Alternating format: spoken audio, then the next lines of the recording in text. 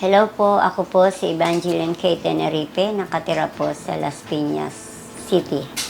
57 years old po. Bago po ako ma-diagnose, una po, nararamdaman ko ng sumasakit ang dede ko at nung pagkapa ko po, meron na po ako nakakapa. Hindi ko lang po pinansin nung una kasi akala ko po simpleng buko lang dahil malambot lang po siya kaya hindi ko pinansin. Kaya lang nung nagtatagal po, lumalaki hanggang sa nagdesisyon na po akong magpa-diagnose. Ako po ay nag-undergo ng chemo. After chemo po, matapos ang chemo, nag-surgery po ako.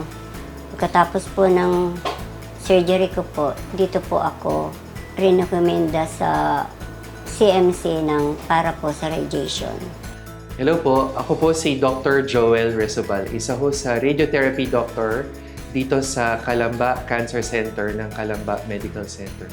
Si patient Evangeline Tenerife po ay may breast cancer. Ang breast cancer ho, ang numero unong cancer ng mga kababaihan. Ang breast cancer ho ay nagagamot, lalo na ho pag ito ay na-diagnose ng maaga. 3 po ang gamutan ng breast cancer in general: surgery, chemotherapy, at radiation therapy. Sa surgery, tinatanggal po ng serohano, inooperahan ho ng serohano yung bukol or dede. Yung chemotherapy naman ho, gamot ho para pigilan sa pagkalat ng cancer sa ibang parte ng katawan.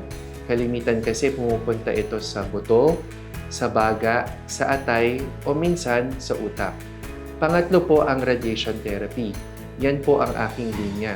Ang radiation therapy naman po ay nahahati sa 3 bahagi, no? Una, yung tinatawag na CT simulation. Pangalawa, treatment planning. Pangatlo ay araw-araw na radiation. Sa CT simulation ho, kukunan ho ng picture ang dibdib ng pasyente. Pangalawa, yung treatment planning. Yung litrato galing sa CT scan, ipapasa sa computer at aaralin namin mga doktor kung paano ibigay ng tama ang radiation sa katawan ng pasyente. Sisiguraduhin ho na hindi ho tatamaan ang puso at ang baga. At ang pangatlo po ay yung araw-araw na radiation. So araw-araw po ang pasyente ay pupunta sa ospital 1 beses sa isang araw, 15 minuto para matanggap ang radiation therapy. Ito hong 3 proseso ng radiation, lahat ho ito ay covered ng PhilHealth. PhilHealth accredited ho ang Calamba Medical Center. Number 1 rin ho na Z-Benefit provider for breast cancer ang Calamba Medical Center. Sa Z-Benefit po, makakatanggap po ang isang pasyente na may breast cancer, mapa-charity man or mapa-private pay patient ng 1.4 million pesos. Meron ho na tayong makukuhang tulong para maitawid ang gamutan ninyo. Ito po ay nakalaan para sa surgery at chemotherapy lang ho. Hiwalay pa ho ang benepisyo na makukuha nyo para sa radiation therapy. Dahil ho dyan, wala na pong dahilan. Wala na pong dahilan para sabihin, hindi ako magpapagamot dahil walang pera. Dahil nandyan na ho ang PhilHealth, nandito po kami sa Calamba Cancer Center, Calamba Medical Center, para tulungan kayo sa inyong gamutan para sa breast cancer. Maraming salamat po. Dito po sa CMC, 100% ko pong masasabing napakaganda po. Kasi po, yung mga doktor po, nurse, wala po akong masabi. Napakababait po talaga nila. Asikaso po nila mga pasyente.